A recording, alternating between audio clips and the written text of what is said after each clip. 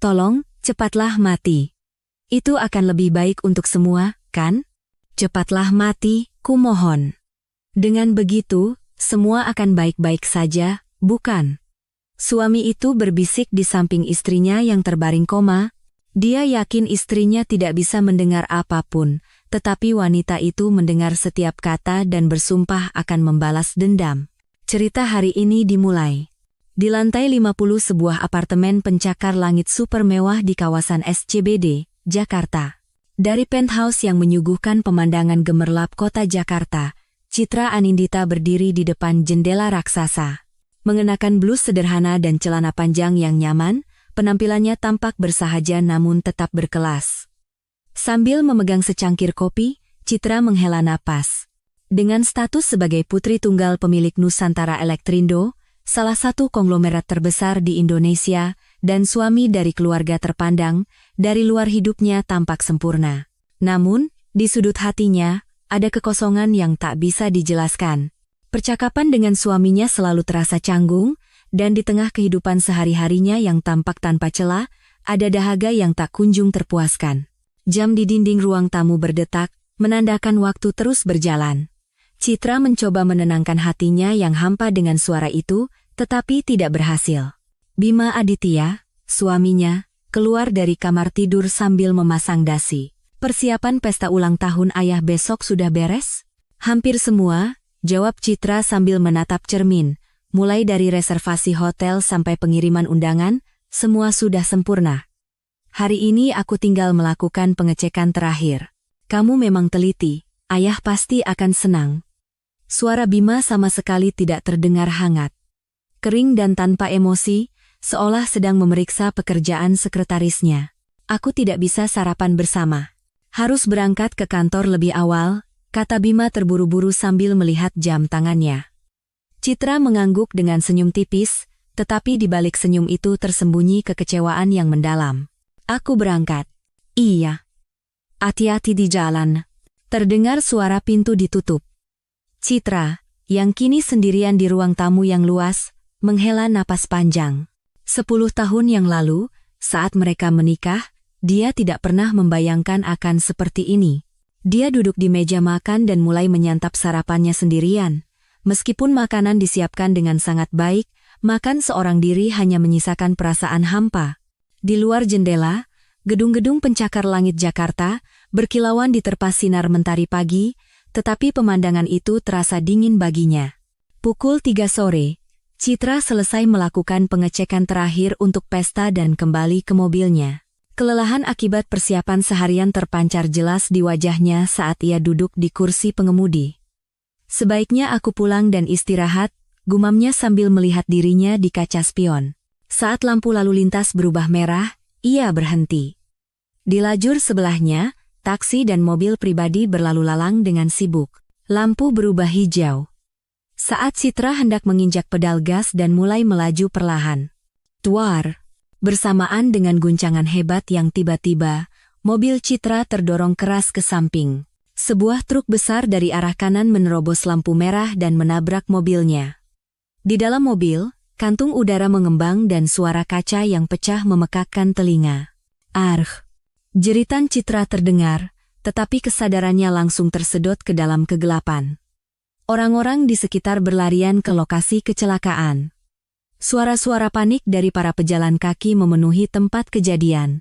Beberapa menit kemudian, sirene ambulans meraung-raung saat tiba di lokasi. Tim medis darurat dengan sigap memindahkan Citra ke tandu. Nadi lemah, pasien tidak sadarkan diri. Segera bawa ke Rumah Sakit Pusat Nasional. Sementara itu, di kantor, ponsel Bima berdering saat ia sedang rapat. Halo? Bima keluar dari ruang rapat untuk menjawab telepon.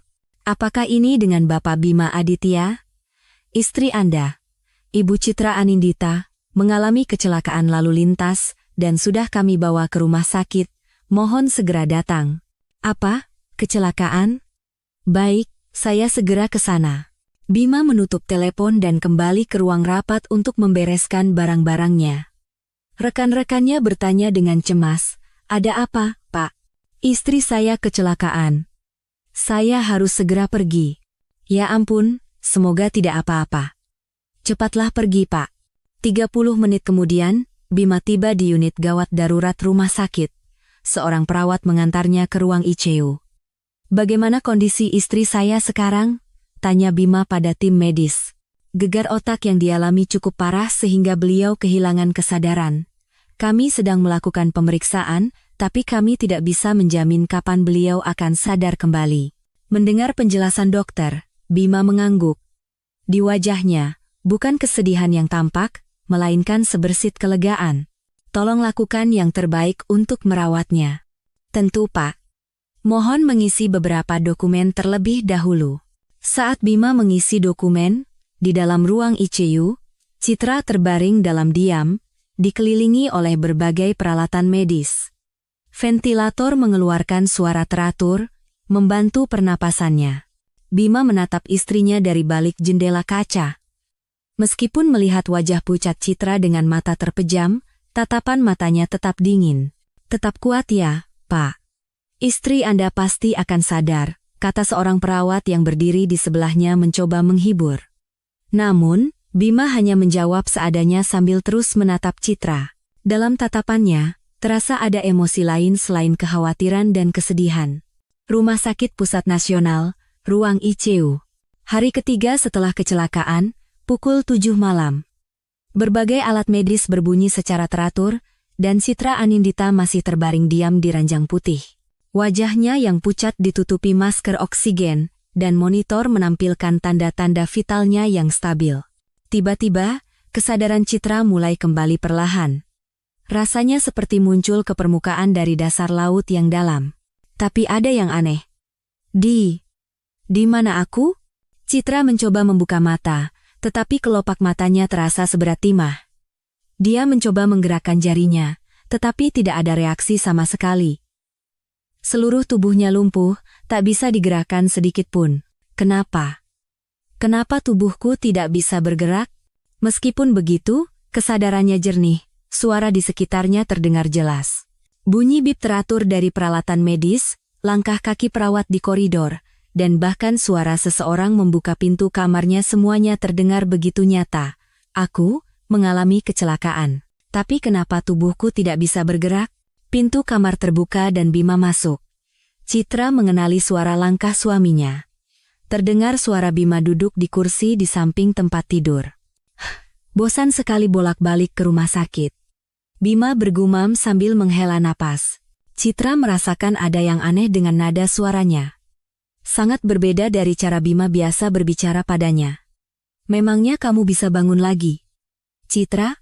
Suara Bima terdengar lebih seperti menyimpan emosi lain daripada kekhawatiran. Citra tidak mengerti apa yang suaminya katakan. Terdengar suara Bima mengeluarkan ponselnya. Sepertinya dia menelepon seseorang. Halo, Sarah, ini aku. Jantung Citra serasa mencelos. Dia menelepon Sarah Wijaya. Iya, aku di rumah sakit. Dia masih belum sadar. Suara Bima tiba-tiba menjadi lembut. Suara yang sama sekali berbeda dari saat berbicara dengan Citra. Maaf ya, sayang. Aku jadi jarang bisa menemuimu karena situasi ini. Sayang? Maaf? Citra tidak bisa mempercayainya. Suaminya sedang menunjukkan kasih sayang pada wanita lain. Aku juga frustrasi setengah mati. Setiap hari hanya ke rumah sakit, kata Bima sambil mengalihkan pandangannya ke arah Citra. Nada suaranya terdengar kesal. Dokter bilang tidak tahu kapan dia akan sadar. Katanya, kalau parah, bisa terus seperti ini. Citra merinding. Dia merasakan emosi lain dari suara suaminya, bukan kekecewaan. Lebih baik kalau dia tidak sadar selamanya. Mendengar kata-kata itu, Citra terkejut. Atau yang terbaik adalah kalau dia cepat mati. Dengan begitu, kita bisa bebas dari situasi rumit ini. Suara Bima menjadi semakin dingin. Rasanya jalan kita sekarang terbuka lebar. Tidak akan ada lagi yang bisa menghalangi kita. Pikiran Citra menjadi kosong. Suami yang telah hidup bersamanya selama 10 tahun berharap dia tidak pernah bangun lagi. Sarah, aku benar-benar lelah. 10 tahun menjalani pernikahan tanpa cinta dan membosankan ini sungguh menyiksa. Bima terus berbicara seolah sedang berkeluh kesah. Baru setelah bertemu denganmu aku tahu apa itu cinta sejati. Dengan Citra, dari awal kami memang tidak pernah cocok. Hati Citra terasa hancur berkeping-keping. Iya, benar. Sebentar lagi kita bisa bertemu secara terang-terangan. Tidak perlu sembunyi-sembunyi lagi, kata Bima sambil berdiri dan berjalan ke arah jendela. Aku ingin cepat bertemu denganmu. Aku tidak tahan setiap hari berada di kamar rumah sakit yang menyesakan ini. Berpura-pura khawatir sepanjang hari juga ada batasnya. Mendengar kata-kata dingin Bima, amarah Citra memuncak. Tidak ada yang mencurigai hubungan kita. Semua orang mengira aku adalah suami yang sedang berduka, kata Bima sambil tertawa sinis. Iya, sabarlah sedikit lagi. Begitu situasinya beres, kita bisa hidup sesuai keinginan kita. Bima menutup telepon. Citra, yang sendirian di kamar itu, diliputi rasa putus asa. Bima memegang tangan Citra. Namun, sentuhan itu tidak terasa penuh kasih sayang, melainkan dingin dan acuh tak acuh. Citra, cepatlah mati, kumohon. Tidak ada gunanya kamu tetap hidup, Bima berbisik. Citra mengerti arti kata-kata itu dan gemetar ketakutan. Beberapa menit kemudian, Bima bangkit dari kursinya. Aku akan datang lagi besok. Bima menutup pintu saat meninggalkan kamar. Tapi, suaranya sama sekali tidak tulus. Di dalam hati Citra, rasa pengkhianatan dan amarah berkobar. Suami yang dipercayainya selama 10 tahun telah mengkhianatinya, berselingkuh dengan wanita lain. Lebih dari itu, dia menginginkan kematiannya. Aku tidak akan membiarkanmu begitu saja. Bara api balas dendam mulai menyala di hati Citra. Meskipun tubuhnya tak bisa bergerak, kesadarannya sangat jernih. Dan dia bertekad akan membuat mereka membayar pengkhianatan ini. Detak jantung di monitor sedikit meningkat, tetapi tidak ada yang tahu bahwa itu disebabkan oleh amarah Citra. Hari kelima setelah kecelakaan. Sore hari. Citra masih terbaring di tempat tidur, tetapi kesadarannya menjadi semakin tajam. Kata-kata mengejutkan dari suaminya selama 2 hari terakhir mulai tersusun di benaknya. Terdengar suara pintu kamar terbuka. Kali ini, ada 2 pasang langkah kaki. Citra menegang. Tidak ada orang, kan? Itu suara Bima, tapi dia tidak sendiri. Iya, koridor juga sepi, terdengar suara Sarah Wijaya. Citra merinding, suaminya membawa selingkuhannya ke kamar rumah sakitnya. Mas, apa benar dia tidak akan bangun? Tanya Sarah sambil mendekati tempat tidur. Iya, dokter bilang begitu. Kemungkinan untuk sadar sangat kecil. Oh iya, aku sudah bertemu pengacara hari ini, kata Bima sambil duduk di kursi. Bagaimana hasilnya? Aku sudah berkonsultasi tentang pembuatan surat wasiat. Karena Citra dalam kondisi koma, aku bisa melakukannya sebagai wakilnya. Citra terperangah mendengar itu. Sebuah rencana untuk memalsukan surat wasiat tanpa sepengetahuannya. Bagus. Kalau begitu, urusan harta warisan akan lebih mudah, kata Sarah dengan gembira. Iya.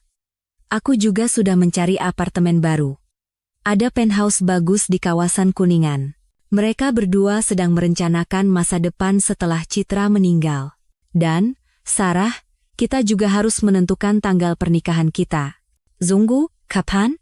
Setelah waktu yang wajar berlalu, kalau terlalu cepat, orang bisa curiga, kata Bima hati-hati. Tunggu sekitar 1 tahun, bagaimana? Kurasa itu cukup. Sampai saat itu, kita harus berpura-pura pacaran diam-diam. Citra gemetar menahan amarah mendengar mereka merencanakan masa depan dengan menganggap kematiannya sebagai sebuah kepastian. Oh iya, bagaimana dengan Pak Direktur? Tanya Sarah cemas. Ayah mertuaku adalah yang paling penting. Aku harus terus memainkan peran sebagai menantu yang berbakti. Dengan begitu, hak pengelolaan perusahaan bisa jatuh ke tanganku. Tentu saja. Ayah mertua menganggapku seperti anak kandungnya sendiri. Suara Bima terdengar licik. Sebentar lagi semua akan berakhir. Dokter bilang dalam beberapa hari ke depan mereka akan mempertimbangkan untuk melepas alat bantu hidup. Kalau begitu, dalam beberapa hari semua benar-benar akan berakhir, seru Sarah dengan gembira. Kecilkan suaramu, Bima memperingatkannya. Maaf, aku terlalu senang. Aku juga. Tapi kita harus tetap berhati-hati sampai akhir. Hening Sainak. Mas, Citra pasti tidak akan pernah menyangka, ya? Tanya Sarah sambil menatap Citra yang terbaring. Tentu saja. Dia benar-benar tidak sadarkan diri, jawab Bima dengan yakin. Mereka berdua sama sekali tidak tahu bahwa Citra mendengar semuanya. Ibu Citra Anindita, terima kasih ya. Berkat Anda, sepertinya kami akan bisa hidup bahagia, kata Sarah dengan nada mengejek. Amarah Citra serasa akan meledak. Sekarang kita benar-benar bebas, kata Bima sambil memeluk Sarah. Beberapa menit kemudian, terdengar suara tim medis dari koridor. Sepertinya ada yang datang, kata Sarah tegang. Bima tiba-tiba meninggikan suaranya, seolah sedang berakting. Sayang, kamu harus cepat sembuh. Kami semua menunggumu. Ibu Citra, cepat pulih ya, Sarah ikut berpura-pura khawatir. Citra merinding melihat akting sempurna mereka. Setelah mereka pergi, Citra diliputi amarah dan keputusasaan dalam keheningan kamar. Pengkhianatan suaminya sudah cukup mengejutkan, tetapi keserakahan mereka yang mengincar hartanya jauh lebih menjijikkan. Orang-orang ini hanya menunggu kematianku. Citra memahami situasinya dengan jelas. Suaminya dan selingkuhannya berharap dia tidak akan pernah bangun, bahkan menginginkan kematiannya. Aku tidak akan pernah membiarkan keinginan mereka terwujud. Tekad untuk balas dendam di hati Citra semakin kuat. Meskipun sekarang dia tidak bisa melakukan apa-apa, suatu saat nanti dia pasti akan membuat mereka membayar semua ini. Sebuah kabar baru beredar di Departemen Bedah Saraf Rumah Sakit Pusat Nasional. Dr. Arya Pratama, seorang spesialis yang baru saja menyelesaikan studi lanjutannya di luar negeri, ditugaskan sebagai penanggung jawab ruang ICU. Dia adalah seorang dokter berbakat yang telah menghabiskan 10 tahun di Amerika Serikat sebagai spesialis bedah saraf dan kembali dengan segudang pengalaman. Pukul 3 sore, Arya menerima daftar pasien dari seorang perawat. Pasien di ruang VIP 301, Ibu Citra Anindita, kasus cedera otak berat akibat kecelakaan lalu lintas. Saat perawat menjelaskan, tangan Arya berhenti. Citra Anindita, katamu? Iya. Benar, dok. Mendengar nama itu, kenangan masa lalu menyerbu Arya. Namun, ada kemungkinan itu hanya nama yang sama, jadi dia berusaha tetap tenang. Tolong tunjukkan rekam medisnya. Setelah menerima rekam medis, Arya memeriksa tanggal lahir dan informasi dasarnya, usia, tempat lahir, semuanya cocok dengan orang yang dia kenal. Jangan-jangan, ini benar-benar Citra? Jantung Arya berdebar kencang. Kemungkinan besar itu adalah orang yang harus dia tinggalkan 10 tahun yang lalu. Bolehkah saya ke kamar 301 sekarang? Tentu saja, dok. Tapi suaminya sering datang, jadi mohon diperhatikan. Dengan hati tegang, Arya menuju ruang ICU 301. Sambil berjalan di koridor, dia berpikir, jika itu benar-benar Citra, apa yang harus dia lakukan? Tiba di depan pintu kamar, Arya ragu sejenak. Terdengar suara percakapan seorang pria dan wanita dari dalam. Meskipun tidak terdengar jelas, kata-kata seperti surat wasiat, untunglah, dan hak kelola terdengar, dan sepertinya suami pasien memiliki hubungan tidak pantas dengan wanita lain. Dia mendekat untuk mendengar lebih jelas. Tapi, Mas, apa wanita ini benar-benar tidak akan bangun? Tentu. Kita akan bisa memiliki segalanya. Hartanya, perusahaannya. Arya mendengar percakapan yang tidak bisa dipercaya. Suami pasien menginginkan kematian istrinya dan mengincar hartanya. 30 menit kemudian, terdengar suara pria dan wanita itu keluar dari kamar. Arya mengamati dengan hati-hati dari ujung koridor. Seorang pria berusia pertengahan 40-an dan seorang wanita berusia 30-an terlihat berjalan keluar sambil berbicara akrab.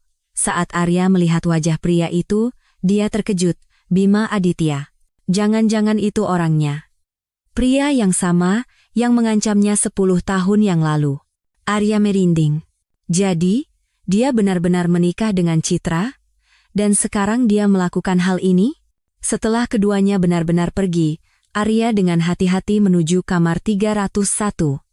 Kali ini, dia harus memastikan identitas pasien. Membuka pintu kamar, Arya terpana saat melihat wanita yang terbaring di tempat tidur. 10 tahun telah berlalu, tetapi wajahnya masih tetap cantik. Itu benar-benar Citra Anindita. Citra. Arya tanpa sadar memanggil namanya.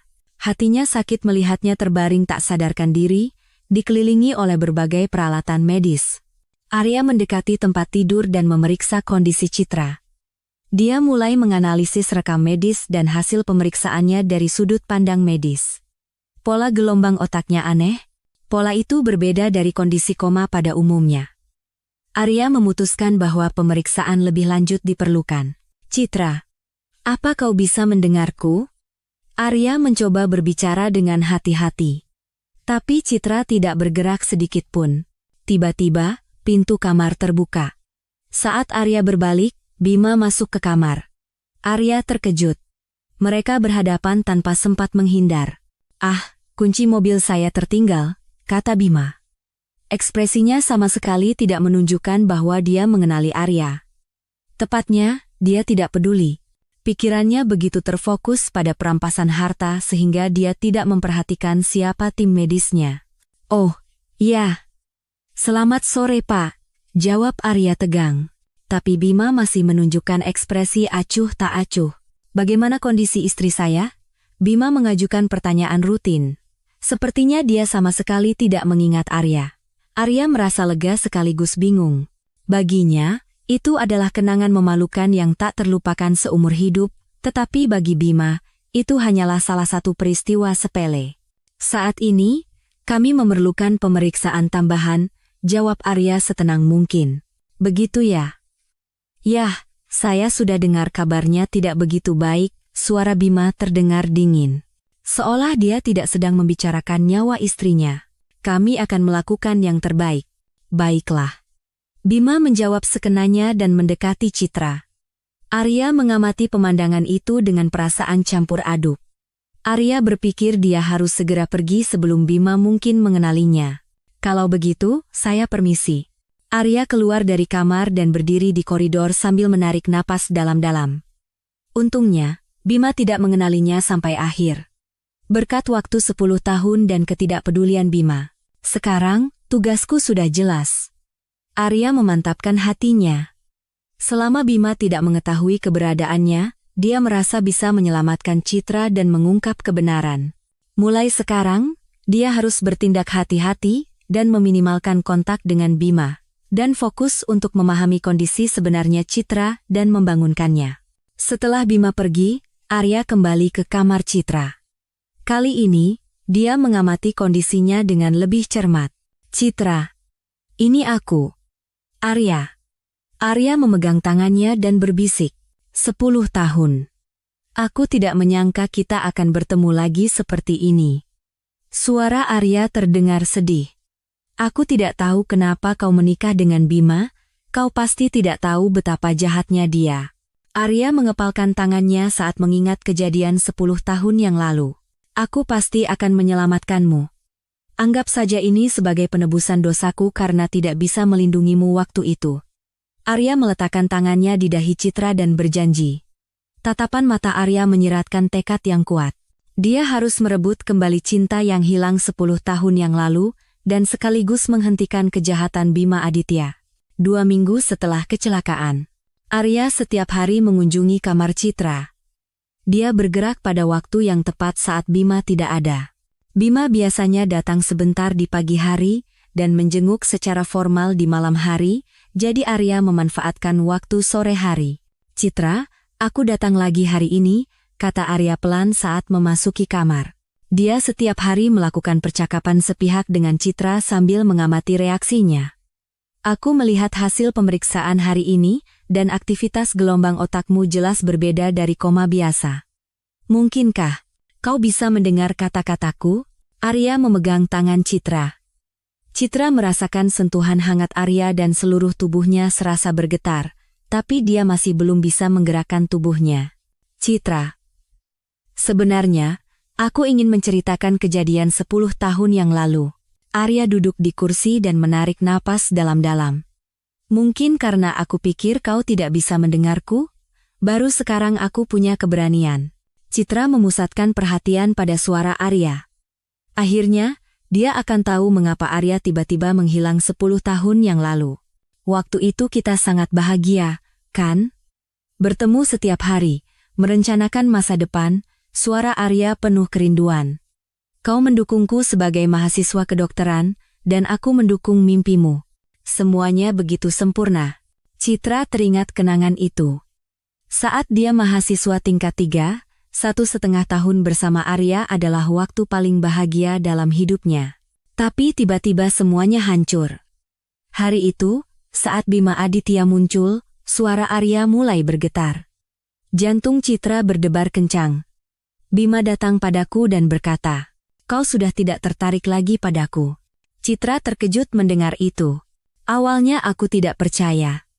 Tapi dia menunjukkan bukti. Arya melanjutkan dengan tangan terkepal. "Foto-foto dirimu bersama pria lain."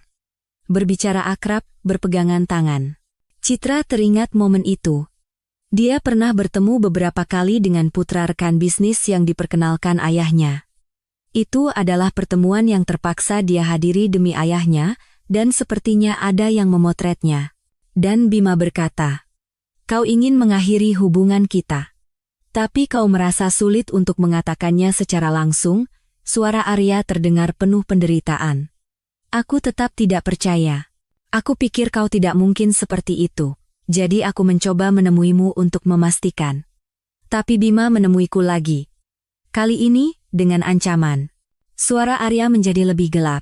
Dia bilang akan mengusik keluargaku. Dia bisa menghancurkan perusahaan kecil ayahku. Citra merasa seluruh tubuhnya membeku. Bima melakukan hal seperti itu? Arya menggenggam tangan Citra lebih erat. Bima bilang itu adalah harga yang harus kubayar karena telah menyentuh putri pemilik Nusantara Elektrindo. Dia bilang tidak bisa memaafkanku karena berani mendekatimu. Iblis itu. Aku begitu tidak berdaya, batin Citra. Mahasiswa 20-an, kekuatan apa yang kupunya untuk melawan seorang konglomerat? Suara Arya terdengar penuh penyesalan. Akhirnya, aku tidak punya pilihan selain menyerah. Aku memutuskan untuk menghilang dari hidupmu, seperti yang diinginkan Bima. Citra akhirnya mengerti situasinya saat itu. Alasan Arya tiba-tiba memutus kontak dan menghilang. Terakhir, aku mencoba menulis surat untukmu. Aku ingin memberitahumu yang sebenarnya. Tapi dia tidak mengizinkannya. Arya menghela napas dalam-dalam. Bima berkata, "Kau sudah bertemu dengan orang lain, jadi jangan mengganggumu." Dia menyuruhku untuk menyerah agar kau bisa hidup bahagia. Citra menyadari bahwa semua itu adalah rencana Bima, rencana yang matang untuk memilikinya sejak awal. Jadi aku pergi ke Amerika. Aku mendapat beasiswa, lulus dari sekolah kedokteran, dan menjadi spesialis. Suara Arya terdengar sendu. Selama 10 tahun, aku mencoba melupakanmu. Tapi itu tidak mudah. Citra merasakan penderitaan Arya, dan hatinya terasa sakit. Dia marah pada dirinya sendiri karena telah sepenuhnya tertipu oleh siasat Bima. Melihat situasimu sekarang, sepertinya kau juga tidak bahagia. Arya mengelus dahi Citra. Percakapan mereka yang kudengar di kamar ini, sungguh mengejutkan. Bahkan dalam situasi seperti ini, mereka hanya mengincar hartamu. Suara Arya bercampur dengan amarah. Citra, seandainya aku lebih berani waktu itu, seandainya aku tetap di sisimu, hal ini tidak akan terjadi, kata Arya menyalahkan diri sendiri. Maafkan aku, sungguh maafkan aku tidak bisa melindungimu. Citra ingin menangis. Semuanya adalah siasat Bima, dan Arya tidak bersalah sama sekali. Tapi sekarang berbeda. Aku sudah menjadi dokter, dan aku punya kemampuan untuk menyelamatkanmu. Suara Arya terdengar penuh tekad.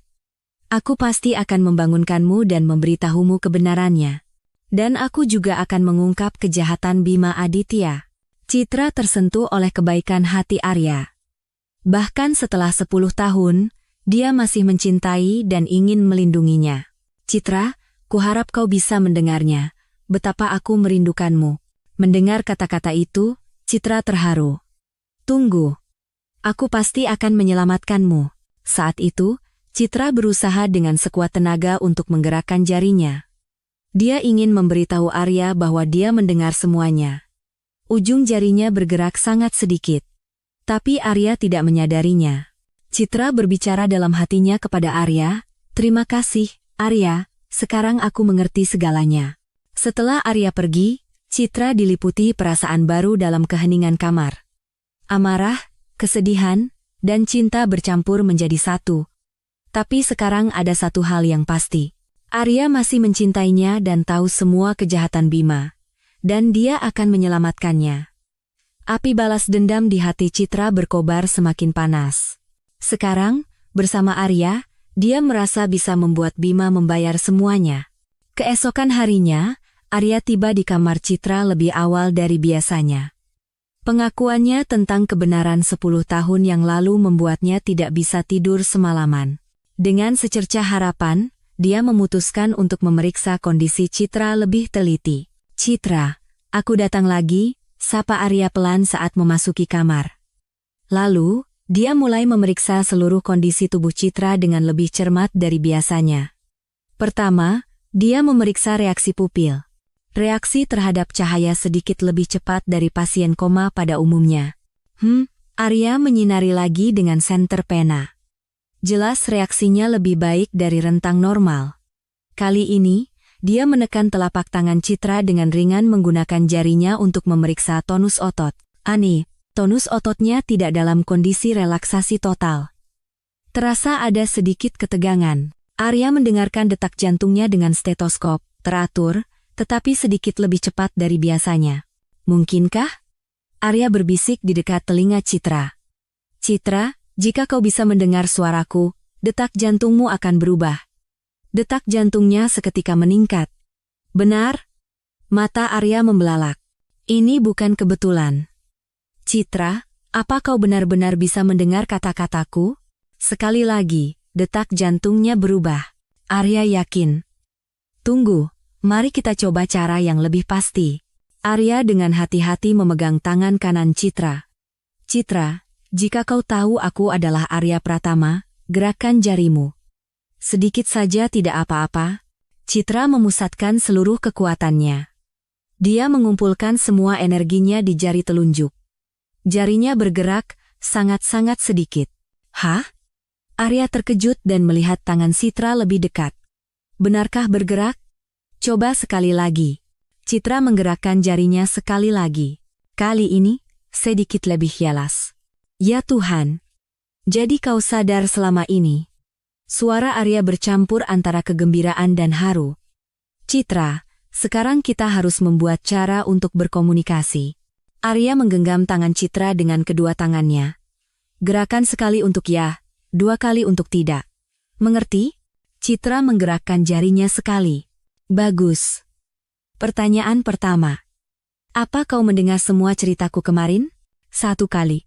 "Kau mengerti kejadian 10 tahun yang lalu?" 1 kali. Mata Arya berkaca-kaca. "Kalau begitu, kau juga tahu kenapa aku pergi, kan?"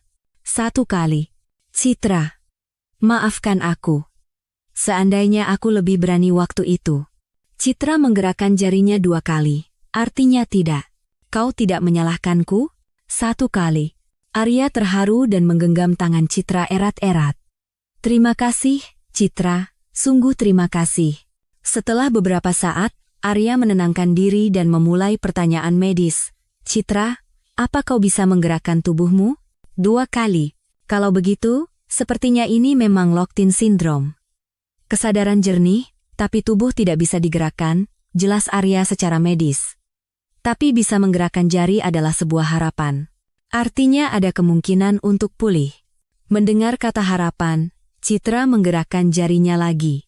"Citra, ada pertanyaan yang sangat penting. Apa kau tahu apa yang dilakukan Bima Aditya?" 1 kali. "Kalau begitu, kau juga tahu kita harus menghentikannya bersama-sama, kan?" 1 kali. Ekspresi Arya menjadi serius. "Baik. Mari kita jadikan ini rahasia kita. Aku tidak akan memberitahu siapapun bahwa kau sudah sadar." Citra menggerakkan jarinya sebagai tanda lega. "Sebagai gantinya, aku akan memulai terapi khusus. Terapi rehabilitasi untuk memulihkan fungsi ototmu." Arya menjelaskan rencananya. "Aku akan datang setiap sore untuk melakukan fisioterapi. Tanpa sepengetahuan siapapun." Citra menggerakkan jarinya sebagai tanda terima kasih. Dan Citra, untuk menghentikan kejahatan Bima Aditya, kita butuh bukti. Kalau ada informasi yang bisa membantu, beritahu aku. 1 kali. Baik. Kita akan berhasil bersama. Arya menggenggam tangan Citra erat-erat dan berjanji.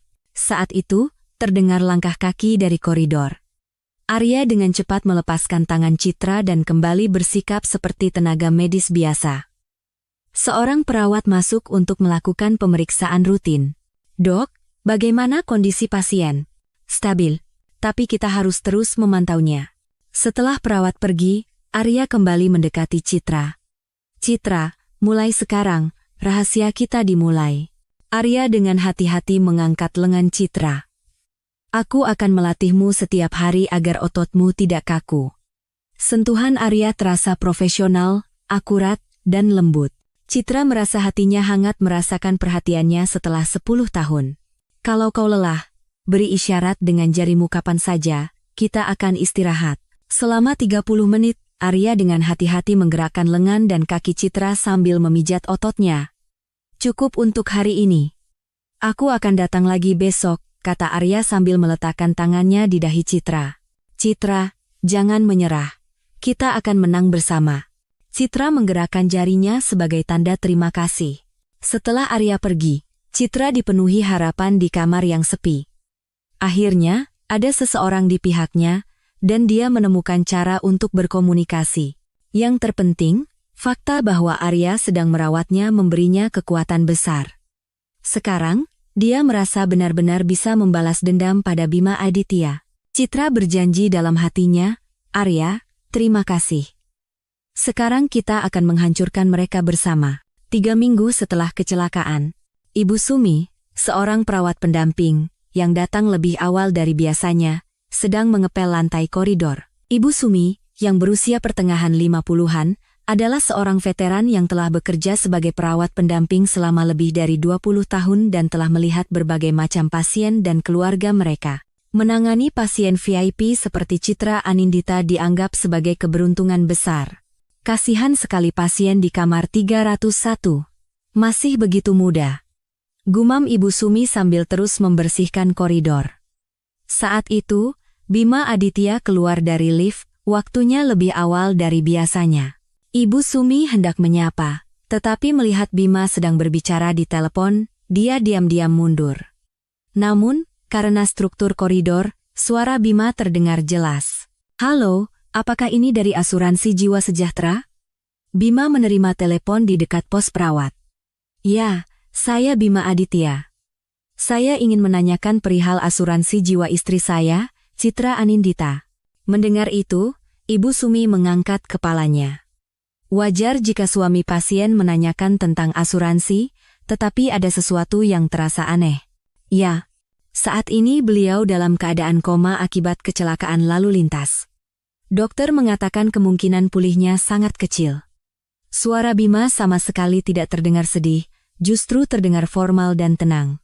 Saya ingin tahu bagaimana prosedur pencairan dana asuransinya. Ibu Sumi berhenti mengepel dan mendengarkan dengan saksama. Oh, jadi bisa langsung diajukan klaim setelah ada surat keterangan kematian? Lalu berapa jumlahnya? Terdengar suara Bima menulis sesuatu di kertas. 10 miliar? Begitu ya? Tapi, apakah asuransi tambahan yang baru-baru ini dibuat juga termasuk? Mata Ibu Sumi membelalak. Uang sebesar 10 miliar sudah mengejutkan, tetapi adanya asuransi tambahan lebih mengejutkan lagi. Ya, yang 5 miliar yang dibuat seminggu sebelum kecelakaan. Itu juga berlaku, kan? Jadi totalnya sekitar 15 miliar. Suara Bima terdengar puas. Baik, saya mengerti. Saya akan siapkan dokumen yang diperlukan. Setelah menutup telepon, Bima menuju ke kamar pasien. Ibu Sumi berdiri termangu, mencoba mencerna apa yang baru saja didengarnya. Membuat asuransi seminggu sebelum kecelakaan? Bagi Ibu Sumi yang telah bekerja selama lebih dari 20 tahun, kebetulan ini terlalu aneh. Setelah Bima masuk ke kamar, Ibu Sumi menuju ke pos perawat. Dia merasa harus memberitahukan hal ini kepada dokter penanggung jawab, Dr. Arya Pratama. Dok, ada yang ingin saya sampaikan. Ya, ada apa, Bu? Arya mengangkat kepala dari rekam medis. Ini tentang suami pasien di kamar 301. Ibu Sumi berbicara dengan hati-hati sambil melihat sekeliling. Tadi saya tidak sengaja mendengar teleponnya dengan perusahaan asuransi, dan rasanya aneh. Aneh bagaimana? Ekspresi Arya menjadi serius. Katanya, dia membuat asuransi jiwa tambahan sebesar 5 miliar seminggu sebelum kecelakaan. Pena di tangan Arya jatuh. Benarkah? Iya, Dok. Saya dengar sendiri. Katanya totalnya jadi 15 miliar dengan yang 10 miliar sebelumnya. Wajah Arya menjadi pucat. Dan, Dok, saya sudah bekerja lebih dari 20 tahun, Ibu Sumi merendahkan suaranya. Baru kali ini saya melihat suami yang menanyakan uang asuransi saat istrinya koma. Biasanya mereka hanya fokus pada pemulihan. Mendengar kata-kata Ibu Sumi, pikiran Arya menjadi kacau. Sampai kemarin, dia hanya berpikir ini sekadar perselingkuhan dan perebutan harta, tetapi sekarang kemungkinan ini adalah percobaan pembunuhan berencana menjadi semakin besar. Bu Sumi, apakah Ibu sudah memberitahu orang lain tentang ini? Belum, Dok. Saya hanya memberitahu dokter karena merasa ada yang aneh. Baik. Masalah ini harus kita rahasiakan, kata Arya hati-hati. Jika ada hal aneh lainnya, tolong segera beritahu saya. Baik, Dok. Setelah Ibu Sumi pergi, Arya terguncang. Pembuatan asuransi seminggu sebelum kecelakaan terlalu mencurigakan untuk dianggap sebagai kebetulan. Sore harinya, saat Arya pergi ke kamar Citra, dia segera memberitahukan fakta ini. Citra, aku baru tahu fakta yang mengejutkan, kata Arya sambil memegang tangan Citra. Bima membuat asuransi jiwa tambahan sebesar 5 miliar seminggu sebelum kecelakaanmu. Detak jantung Citra meningkat drastis. Kalau begitu, kemungkinan besar kecelakaanmu bukan kecelakaan biasa. Citra menggerakkan jarinya 2 kali. Artinya, dia juga sudah mencurigainya. Citra, ini adalah percobaan pembunuhan berencana. Kemungkinan besar Bima merekayasa kecelakaanmu. Seluruh tubuh Citra gemetar karena marah. Kecelakaannya bukan kebetulan, melainkan rencana yang dibuat suaminya. Tapi kita belum punya bukti pasti, kita harus menyelidikinya lebih lanjut, kata Arya dengan tenang. Citra, haruskah aku memberitahukan hal ini pada ayahmu? Citra berpikir sejenak, lalu menggerakkan jarinya 2 kali. Artinya belum. Benar, kita tidak boleh gegabah. Mari kita bergerak setelah menemukan bukti yang kuat. Arya setuju dengan pemikiran Citra. Sebagai gantinya, aku akan fokus untuk membangunkanmu lebih cepat. Kau harus bisa memberikan kesaksian secara langsung. Citra menggerakkan jarinya sebagai tanda terima kasih. Citra, sepertinya waktu kita tidak banyak lagi. Bima bisa saja meminta untuk melepas alat bantu hidupmu, suara Arya terdengar mendesak. Kita harus bergerak lebih cepat. Citra juga merasakan urgensi itu. Sekarang, ini benar-benar pertarungan melawan waktu. Citra, tetap kuat. Kita pasti akan menang, Arya menggenggam tangan Citra erat-erat dan berjanji. Malam itu, dalam kegelapan yang sepi, Citra menyusun kembali semua kejadian. Saat semua potongan teka-teki mulai menyatu, amarah Citra mencapai puncaknya. Namun, pada saat yang sama, tekadnya untuk balas dendam juga semakin kuat. Bima Aditya, aku akan menghancurkan semua rencanamu. Pasti. 1 bulan setelah kecelakaan. Setiap sore, Citra Anindita mendedikasikan dirinya pada terapi rehabilitasi rahasia bersama Arya Pratama. Setelah mengetahui kebenaran mengejutkan bahwa ini adalah percobaan pembunuhan berencana oleh Bima, tekadnya semakin kuat. Keinginan yang membara untuk balas dendam menjadi pendorong kesembuhannya. Citra, mari kita berusaha keras hari ini. Arya memberinya semangat saat memasuki kamar. Perawatan tulusnya menjadi kekuatan terbesar bagi Citra. Gerakan jarimu lebih alami dari kemarin, kata Arya sambil memeriksa tangan Citra. Memang, gerakan jari telunjuk dan tengah Citra menjadi lebih jelas. Sekarang, mari kita coba jari kaki. Arya dengan hati-hati memijat kaki Citra. Citra memusatkan seluruh konsentrasinya pada jari kakinya. Jari jempol kaki kanannya bergerak, meskipun sangat sedikit. Wow! Luar biasa! Seru Arya. Citra, tekadmu sungguh menakjubkan. Biasanya pemulihan seperti ini butuh waktu berbulan-bulan. Di dalam hati Citra, api dendam terhadap Bima berkobar. Amarah itu justru menjadi energi yang mempercepat pemulihannya. Saat itu, pintu kamar terbuka dan Bapak Hartono masuk, ayah Citra. "Selamat sore, dokter," sapa Pak Hartono dengan hormat. "Selamat sore, Pak." "Bapak datang lagi hari ini," Arya dengan cepat kembali ke sikap medis biasa. "Bagaimana kondisi putri saya?" tanya Pak Hartono dengan cemas. "Kesadarannya belum pulih, tetapi tanda-tanda vitalnya stabil," jawab Arya hati-hati. Pak Hartono duduk di samping tempat tidur Citra. "Citra, ini ayah." Suaranya penuh kasih sayang. "Dokter sedang berusaha keras merawatmu, jadi kau harus bangun, ya." Mendengar suara ayahnya, hati Citra terasa sakit. Dia bisa merasakan betapa khawatirnya sang ayah. "Citra, ayah akan datang setiap hari untuk menjagamu, jadi jangan menyerah." Pak Hartono memegang tangan Citra. Saat itu, Citra berusaha dengan sekuat tenaga untuk menggerakkan jarinya. "Hah?" Pak Hartono terkejut dan melihat tangan Citra lebih dekat. Sepertinya jarinya bergerak tadi. Arya menegang. Tapi Citra tidak bergerak lagi. "Sepertinya hanya perasaanku saja," kata Pak Hartono kecewa. "Tapi rasanya ada yang berbeda. Sepertinya dia lebih hidup." Insting seorang ayah merasakan perubahan pada putrinya. "Kita harus terus memantaunya, tapi sepertinya kita boleh berharap," jawab Arya hati-hati. 30 menit kemudian, setelah Pak Hartono pergi, Bima masuk. "Dokter, bagaimana kondisi istri saya?" tanya Bima acuh tak acuh. "Saat ini tidak ada perubahan khusus," jawab Arya datar. "Begitu ya?" "Ya, sudah kuduga." Terdengar nada lega dalam suara Bima. "Kira-kira berapa persen kemungkinan pulihnya?" "Saat ini sulit untuk menentukannya." "Kalau begitu, sampai kapan alat bantu hidupnya harus dipertahankan?" tanya Bima terang-terangan. "Itu adalah masalah yang harus diputuskan bersama keluarga," jawab Arya dengan suara dingin. "Ah, ya.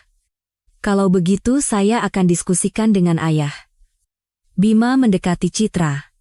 "Sayang, kita harus segera membuat keputusan. Tidak bisa terus seperti ini." Mendengar kata-kata Bima, amarah Citra memuncak. Dia sedang mendesaknya untuk segera menyerah. Setelah Bima pergi, Arya kembali mendekati Citra. "Citra, kau dengar, kan? Waktu kita tidak banyak," suara Arya terdengar mendesak. "Kau harus pulih lebih cepat, agar kau bisa mengungkap kejahatan mereka secara langsung." Citra menggerakkan jarinya dengan penuh tekad. "Baik. Mulai hari ini, kita akan latihan lebih intens." Arya mengangkat lengan Citra dan mulai melatihnya. "Citra, mari kita bicarakan rencana balas dendam kita," kata Arya hati-hati sambil melihat sekeliling. "Pertama, kita harus merahasiakan kesadaranmu sambil mengumpulkan lebih banyak bukti kejahatan Bima." Citra menggerakkan jarinya sebagai tanda setuju. "Citra, kita butuh bukti pasti bahwa Bima merekayasa kecelakaanmu. Apa kau ingat sesuatu?" Citra berpikir sejenak, lalu menggerakkan jarinya sekali. "Ada sesuatu, ya." "Nanti beritahu aku detailnya." Arya menggenggam tangan Citra erat-erat. "Citra, kita pasti akan menang. Bima dan Sarah, keduanya akan mendapatkan hukuman yang setimpal." Mata Citra berkilat karena amarah yang dingin. Kebohongan dan pengkhianatan Bima yang dimulai sejak 10 tahun lalu, dan usahanya untuk membunuhnya semua itu tidak bisa ditoleransi lagi. "Amarahku membantuku pulih." Dengan dorongan Arya, tekad Citra semakin kuat. Setelah 2 jam terapi rehabilitasi intensif, Citra berhasil menggerakkan jari telunjuk dan tengah tangan kirinya secara bersamaan. Jari-jari kakinya juga bisa bergerak sedikit. Kemajuan yang luar biasa. Dengan begini, sebentar lagi gerakan yang lebih besar pun akan mungkin, puji Arya. "Citra, balas dendam harus dingin, dan rencana harus disusun dengan cermat." Citra menjawab dengan gerakan jari yang penuh tekad. Malam itu, dalam kegelapan yang sepi, Citra menyusun rencana balas dendamnya langkah demi langkah. Mengungkap satu persatu semua kejahatan Bima dan Sarah, merebut kembali semua harta dan kekuasaan yang mereka incar. Dan juga, membuat mereka membayar atas ancaman terhadap Arya 10 tahun yang lalu dan semua kebohongan yang telah mereka katakan padanya. Api balas dendam di hati Citra berkobar-kobar. Serangan balasan yang tak pernah mereka bayangkan akan segera dimulai. Beberapa minggu kemudian, Citra Anindita akhirnya bisa duduk. Terapi rehabilitasi yang penuh dedikasi dari Arya Pratama dan tekad yang kuat untuk balas dendam telah menghasilkan pemulihan yang ajaib. Arya, terima kasih. Tanpa kamu, ini tidak akan mungkin terjadi, kata Citra, untuk pertama kalinya mengeluarkan suara. Mendengar suaranya setelah 6 minggu, mata Arya berkaca-kaca. Citra. Syukurlah, kata Arya sambil menggenggam tangan Citra erat-erat. Sepertinya sudah waktunya kita memulai balas dendam yang sesungguhnya. Mata Citra menunjukkan tekad yang dingin. Tapi, Citra, sekarang bukankah kita harus memberitahukan semuanya pada ayahmu? Usul Arya hati-hati. Iya, aku juga berpikir begitu. Tanpa bantuan ayah, akan sulit untuk benar-benar menghancurkan Bima, Citra mengangguk. Tapi Bima tidak boleh curiga. Dia bisa menghilangkan barang bukti. Lalu bagaimana? Panggil ayah secara diam-diam. Tanpa sepengetahuan Bima, Arya menyusun rencana. Aku akan menghubungi Pak Hartono dan mengatakan ada situasi darurat. Aku akan memintanya datang sendiri. Malam itu, Pak Hartono tiba di rumah sakit. Arya telah menghubunginya dan memintanya datang sendiri. Dokter, ada apa? Apa terjadi sesuatu dengan Citra? Tanya Pak Hartono cemas. Pak, mari kita ke kamar pasien. Lebih baik Bapak melihatnya sendiri, kata Arya dengan penuh arti. Membuka pintu kamar, Pak Hartono terkejut melihat Citra duduk di tempat tidur. Citra, ayah. Citra menangis memanggil ayahnya. Bagaimana? Sejak kapan? Pak Hartono bergegas memeluk Citra. Ayah, banyak sekali yang ingin aku ceritakan, kata Citra di dalam pelukan ayahnya. Bicaralah pelan-pelan, putriku, suara Pak Hartono bercampur antara kebahagiaan dan kekhawatiran. Ayah, sebenarnya aku sudah sadar sejak 3 minggu yang lalu. 3 minggu? Iya. Tapi setelah mengetahui apa yang dilakukan Bima, aku terus menyembunyikannya, kata Citra dengan ekspresi serius. Bima, apa maksudmu? Wajah Pak Hartono menegang. Ayah, kecelakaanku bukan kecelakaan biasa. Itu rencana Bima. Citra memulai ceritanya dengan tenang namun tegas. Apa?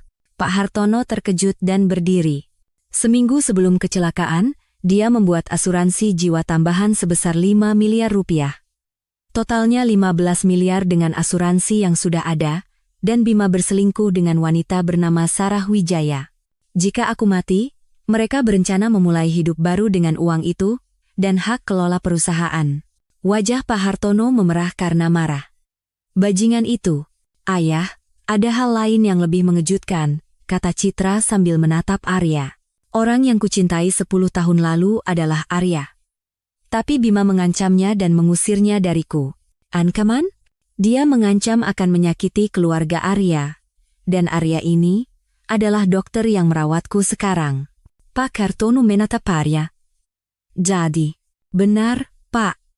Saya Arya Pratama, yang dulu berpacaran dengan Citra. Arya menunduk memberi hormat. Selama 10 tahun, aku pikir Bima mencintaiku. Tapi semuanya bohong, Pak Hartono mengepalkan tangannya. Hal seperti ini terjadi pada putriku. Ayah, ini belum berakhir. Bima masih menunggu kematianku. Tidak bisa dimaafkan. Teriak Pak Hartono marah. Ayah, balas dendam harus dilakukan dengan cermat, Citra menenangkan ayahnya. Jika Bima tahu aku sudah sadar, dia akan menghilangkan bukti, semuanya akan sia-sia. Lalu apa rencanamu? Aku akan terus berpura-pura koma sambil mengungkap semua kejahatan Bima, mata Citra menyiratkan dendam yang dingin. Ayah, teman kuliah ayah yang pengacara itu, Om Adnan. Tolong minta bantuannya. Kita butuh ahli untuk menangani kejahatan Bima secara hukum. Pak Hartono mengangguk. Aku akan segera menghubunginya. Dan ayah, ini harus dirahasiakan. Jangan beritahu siapapun, termasuk orang lain selain Bima. Baiklah, putriku, kata Pak Hartono sambil memegang tangan Citra. Ayah akan mendukungmu sepenuhnya. Kita akan pastikan bajingan itu masuk penjara. Terima kasih, Ayah, kata Citra memeluk ayahnya. Sekarang saatnya mengungkap kebenaran dan menegakkan keadilan. Suara Citra terdengar tegas. Arya ikut bicara. Pak, saya juga ingin membalas dendam atas kejadian 10 tahun yang lalu. Bahkan kau juga. Pria itu benar-benar tidak bisa dimaafkan. Amarah Pak Hartono mencapai puncaknya. Baik. Kita bertiga akan bekerja sama untuk menghancurkan Bima Aditya, kata Citra dengan suara penuh tekad. Mari kita susun rencana secara detail. Selama 2 jam, mereka bertiga menyusun rencana balas dendam yang cermat. Dengan bantuan pengacara Adnan, mereka akan mempersiapkan proses hukum sambil mengumpulkan semua bukti kejahatan Bima.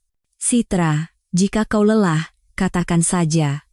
Ayah akan menyelesaikan semuanya. Terima kasih, Ayah. Tapi ini adalah sesuatu yang harus kulakukan sendiri. Tekad Citra tak tergoyahkan. Kita mulai besok. Setelah Pak Hartono pergi, Citra dan Arya duduk dalam diam. Malam itu, Citra berjanji dalam hatinya. Dia akan membuat Bima dan Sarah membayar semua kejahatan mereka. Babak pertama balas dendam baru saja dimulai. Keesokan harinya setelah Pak Hartono meninggalkan kamar Citra, pengacara Adnan diam-diam mengunjungi rumah sakit. Pria berusia awal 60-an itu adalah seorang pengacara veteran yang telah menangani kasus pidana selama lebih dari 30 tahun, sekaligus teman kuliah dan sahabat lama Pak Hartono. Citra, sudah lama sekali kita tidak bertemu, kata Adnan dengan ekspresi prihatin. Om Adnan, maaf bertemu dalam keadaan seperti ini. Apa maksudmu? Yang penting kau selamat. Adnan duduk di kursi dengan ekspresi serius. Aku sudah mendengar garis besarnya dari ayahmu, tapi coba ceritakan lagi detailnya. Citra menjelaskan semua yang dialaminya selama beberapa minggu terakhir. Perselingkuhan Bima, kata-katanya yang menginginkan kematiannya, dan pembuatan asuransi sebelum kecelakaan. Benar-benar licik orang ini, kata Adnan sambil mencatat. Tapi untuk membuktikannya di pengadilan, kita butuh bukti yang kuat. Arya Pratama ikut bicara. Pak pengacara, saya punya beberapa data yang sudah saya kumpulkan. Arya mengeluarkan beberapa berkas. Ibu Sumi, perawat pendamping, mendengar langsung percakapan Bima dengan perusahaan asuransi, dia bisa menjadi saksi. Bagus. Itu akan menjadi bukti penting, Adnan mengangguk. Dan kesaksian Citra tentang percakapan Bima dan Sarah juga bisa digunakan. Masalahnya adalah bagaimana membuktikan rekayasa kecelakaan lalu lintas itu, kata Adnan berpikir. Saya sudah menganalisis rekaman CCTV hari kejadian, Arya mengeluarkan data lain. Pola perilaku sopir truk itu berbeda dari kecelakaan biasa. Berbeda bagaimana? Setelah kecelakaan, dia langsung mencoba kabur, dan keterangannya di kantor polisi tidak konsisten, tambah Citra. Dan ada bukti bahwa Bima mencoba memalsukan surat wasiat. Memalsukan surat wasiat? Saat saya koma, dia bertemu pengacara untuk menanyakan tentang pembuatan surat wasiat sebagai wakil. Ekspresi Adnan menjadi lebih serius. Itu jelas percobaan pemalsuan dokumen. Bisa dihukum. Benar. Percobaan pembunuhan, penipuan asuransi, dan percobaan pemalsuan dokumen saja sudah cukup untuk membuatnya di penjara lama, kata Adnan dengan yakin. Saat itu, Pak Hartono masuk ke kamar. Adnan, terima kasih sudah datang. Tentu saja. Ini benar-benar kejadian yang luar biasa, kata Adnan menatap Pak Hartono. Sekarang mari kita susun rencana penyelidikan yang konkret, kata Pak Hartono sambil duduk. Pertama, kita harus menemukan sopir truk itu, kata Adnan melihat catatannya. Dia bisa menjadi saksi kunci, jika dia menerima uang dari Bima, pasti ada catatan transaksi bank. Aku akan menyewa detektif swasta untuk menyelidikinya, Pak Hartono berinisiatif. Bagus. Dan kita juga harus memeriksa riwayat panggilan telepon Bima, usul Citra. Kita bisa meminta data riwayat panggilan dari operator seluler. Tapi kita butuh surat perintah pengadilan, jelas Adnan. Kalau begitu kita harus mengajukan laporan ke polisi, kata Arya.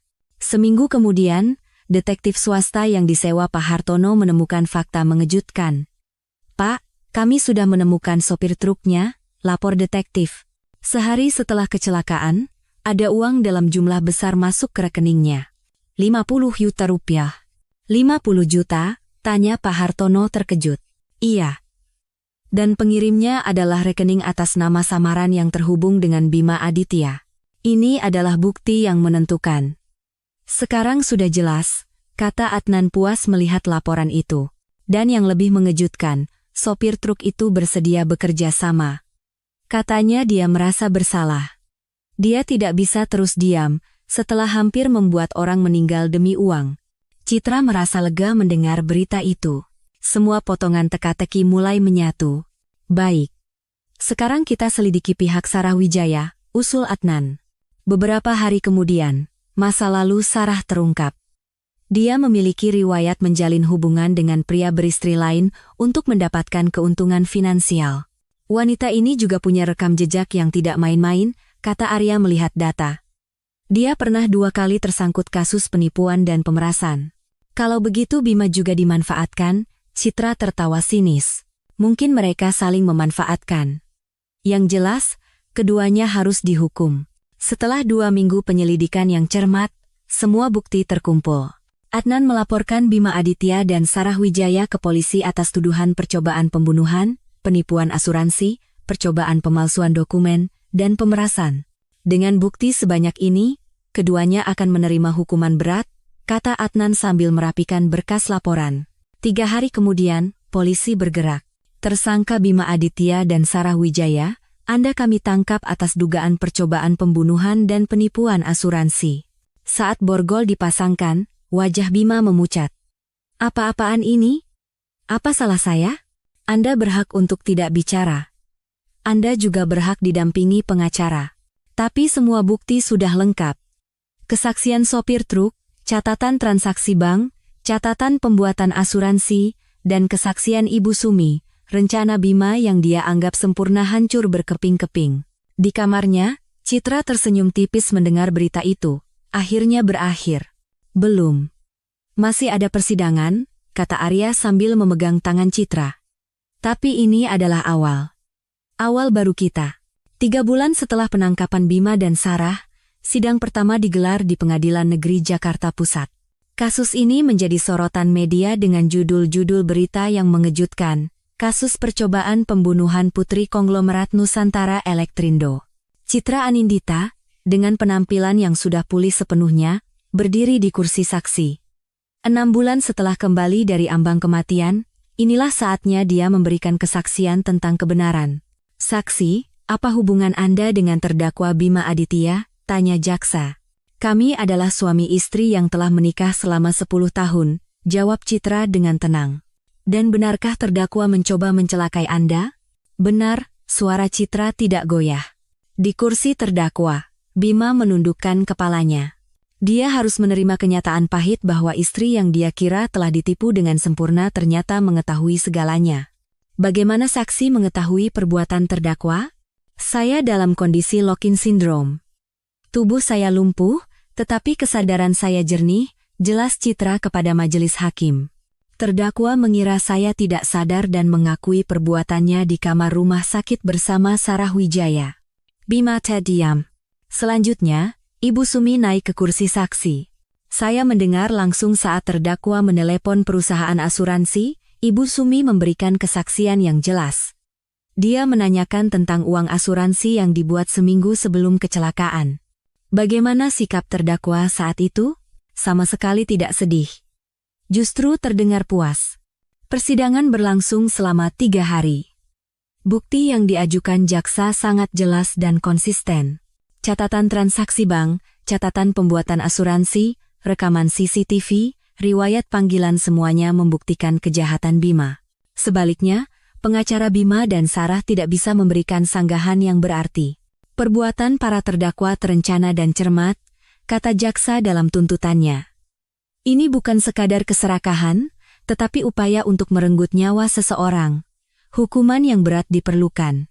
Kami menuntut terdakwa Bima Aditya dengan hukuman penjara 10 tahun dan terdakwa Sarah Wijaya 12 tahun. Seminggu kemudian, sidang vonis digelar. Terdakwa Bima Aditya terbukti bersalah atas percobaan pembunuhan, penipuan asuransi, dan percobaan pemalsuan dokumen, dan dijatuhi hukuman penjara 14 tahun. Suara hakim menggema di ruang sidang.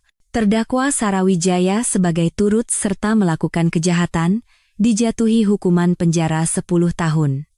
Keduanya juga diwajibkan membayar ganti rugi kepada korban masing-masing sebesar 500 juta rupiah.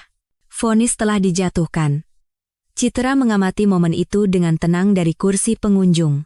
Ini adalah pengadilan yang adil atas kebohongan dan pengkhianatan selama 10 tahun, dan semua upaya untuk membunuhnya.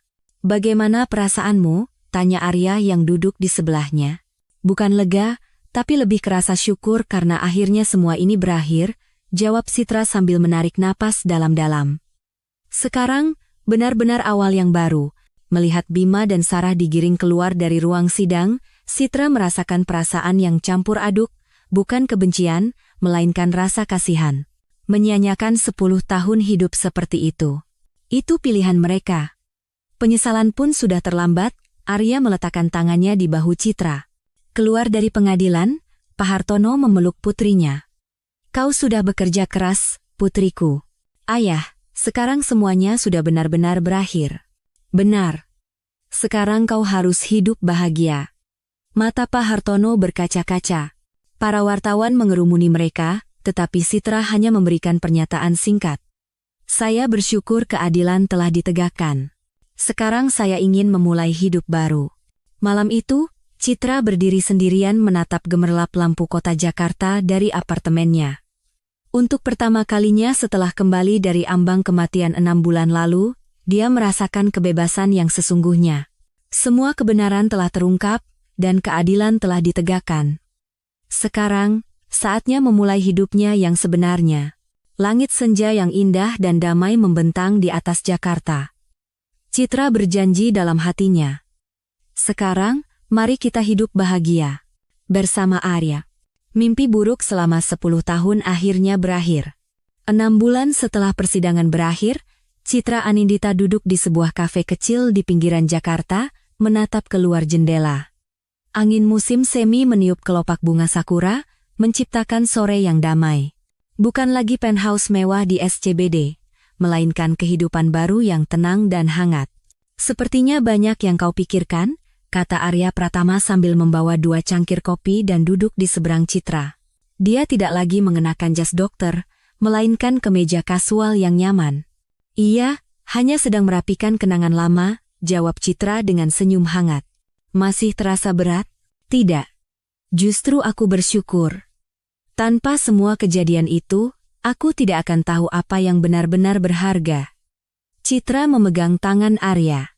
Sentuhan itu terasa lebih matang dan dalam dari 10 tahun yang lalu. "Bagaimana kabar Ayah?" Awalnya beliau khawatir, tapi sekarang justru lebih senang. Katanya, putrinya terlihat benar-benar bahagia. Pak Hartono, yang awalnya khawatir dengan kehidupan tenang putrinya, kini justru mendukungnya. Dia bangga pada putrinya yang memilih cinta sejati dan kehidupan yang bermakna daripada dunia sosialita yang gemerlap. "Tapi, Citra, kau benar-benar tidak apa-apa? Tidak pernah mimpi buruk?" tanya Arya cemas. "Awalnya iya. Tapi sekarang sudah tidak apa-apa." "Rasanya kejadian itu justru membuatku lebih kuat," Citra tersenyum cerah. "Yang terpenting, aku tidak takut karena ada kau di sisiku." Saat itu, ponsel Citra berdering. Saat matahari mulai terbenam, mereka berdua meninggalkan kafe. Berjalan perlahan sambil berpegangan tangan, penampilan mereka tampak biasa namun damai. "Arya, masa depan yang kita impikan 10 tahun lalu sangat berbeda dengan sekarang." "Ya, dalam beberapa hal, rasanya ini lebih baik." "Aku juga berpikir begitu. Dulu aku hanya berpikir yang penting bahagia, tapi sekarang aku tahu apa yang benar-benar berharga." Mereka duduk di sebuah taman kecil dan menatap matahari terbenam. Di sekitar mereka, keluarga-keluarga menikmati waktu dengan damai. "Citra, apakah suatu saat nanti kita akan membangun keluarga?" tanya Arya hati-hati. "Entahlah. Mungkin akan terjadi secara alami. Pelan-pelan saja, seperti sekarang," kata Citra sambil bersandar di bahu Arya. "Tidak perlu terburu-buru. Kita punya banyak waktu. Di masa depan mereka, tidak ada lagi kebohongan atau pengkhianatan. Hanya ada cinta yang tulus dan kepercayaan satu sama lain. Cinta murni tanpa ada yang perlu disembunyikan atau ditakuti. Kebahagiaan sejati yang ditemukan setelah penantian 10 tahun. Meninggalkan taman, Citra tidak menoleh ke belakang. Penderitaan masa lalu telah berlalu, dan di hadapannya hanya ada masa depan yang cerah, cahaya bulan menyinari jalan yang mereka lalui bersama dengan hangat. Kisah baru mereka yang biasa, tulus, dan di atas segalanya, damai, telah dimulai dengan tenang. Bagaimana cerita hari ini? Jika ada yang mendengarkan sampai akhir, tolong tinggalkan komentar sudah selesai dibaca. Saya akan kembali dengan cerita yang lebih baik lagi. Semoga hari Anda selalu damai. Terima kasih.